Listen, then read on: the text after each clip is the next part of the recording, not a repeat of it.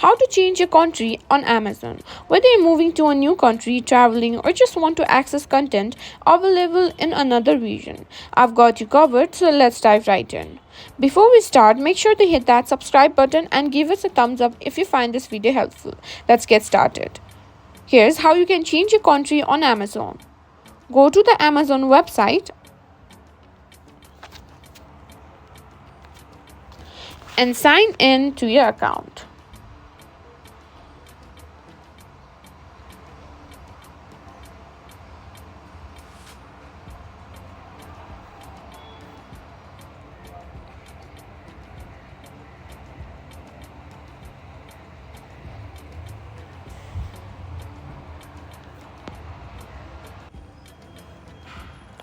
Now, hover over to Accounts and Lists at the top right corner of the page and select your account from the drop-down menu.